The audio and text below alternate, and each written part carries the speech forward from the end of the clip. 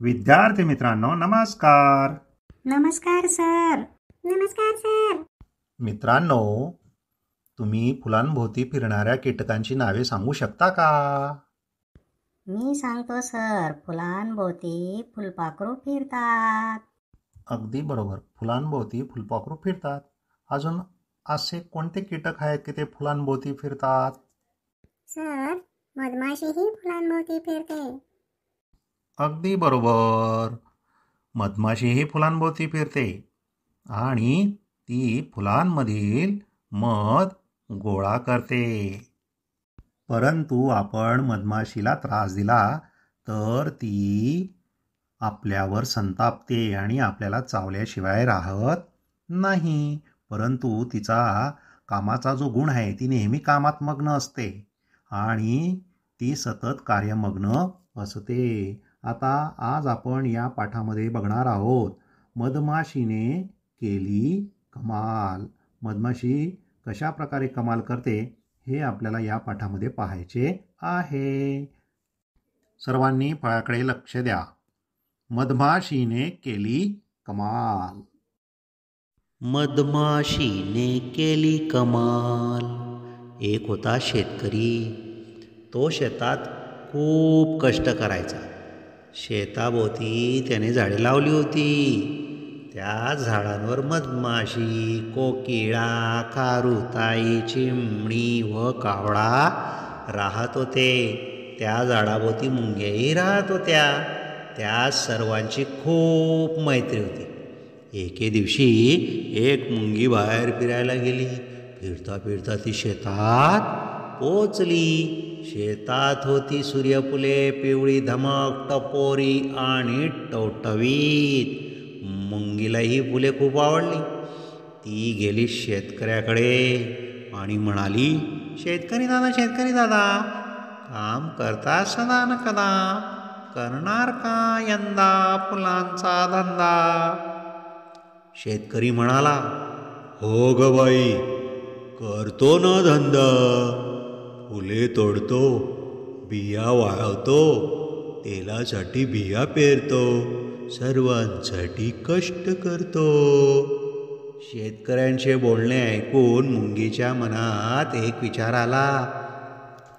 तिने शेतकऱ्याकडून एक फूल घेतले. घरी आली.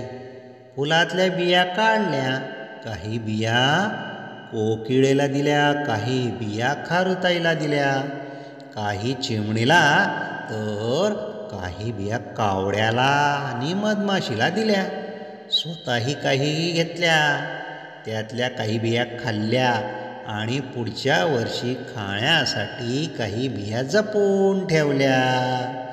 कोकिळेच्या कपाळावर आल्या आठ्या. तिने कावळ्याच्या घरटात ठेवल्या बिया. कावळ्याने बिया पाहिल्या आणि तो म्हणाला, अगं बाई, असं करतेस? अंड्याबरोबर बियाही ठेवतेस? नको माझ्या घरट्यात बिया, सगळ्या बिया जातील वाया. कावळ्याने बिया उचलल्या आणि टाकून दिल्या. चिमणीने पाहिल्या बिया. बसली बिया सोलायला. सोलता सोलता कंटाळा आला. काय बाई त्रास म्हणत निघून गेली खेळायला. खारुताई होती खूप चपळ. सारखी तिची पळापळ. बिया घेऊन झाडाच्या शेंड्यावर गेली. प्रत्येक बी लपवून ठेवली. शेंड्यावरून जमिनीवर आणि जमिनीवरून शेंड्यावर.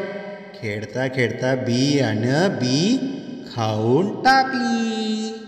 मधमाशी होती मोठी चतुर, काम करण्यास नेहमी चातुर.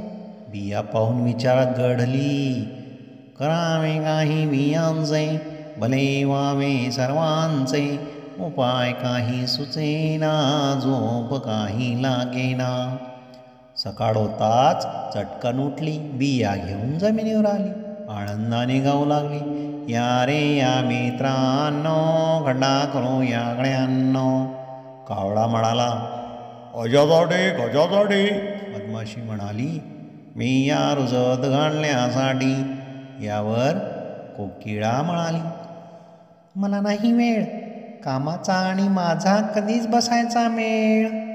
कोकिळा गेली उडून, चिमणी राहिली झोपून. कावळा म्हणाला, माझ्याने होणार नाही, काम करून दमलो बाई. खारुताई आली सर सर, डोळे फिरवत गर गर. मधमाशीला म्हणाली, ताई ताई थांबतेस का जरा, बघ सुटलाय ना छानसा वारा, खेळून घेते पोटभर, तोपर्यंत काम तूच कर. मग मधमाशीने बिया रुजत घातल्या. पावसाळा आला, पाऊस पडला, बिया रुजल्या, रोपटी भरभर वाढू लागली. त्याला पिवळी फुले आली, फुले वाऱ्यावर डोलू लागली. फुले पाहून मधमाशी आनंदाने गाऊ लागली. रोजात घातल्या बिया जार, त्याला आली फुले पार. कामाची दरारे कास, तरच मिळेल बोडाला घास. मित्रांनो, आला का तुमच्या लक्षात हा पाठ? मधमाशी कशा प्रकारे आपल्या कामात कार्यमग्न असते ती?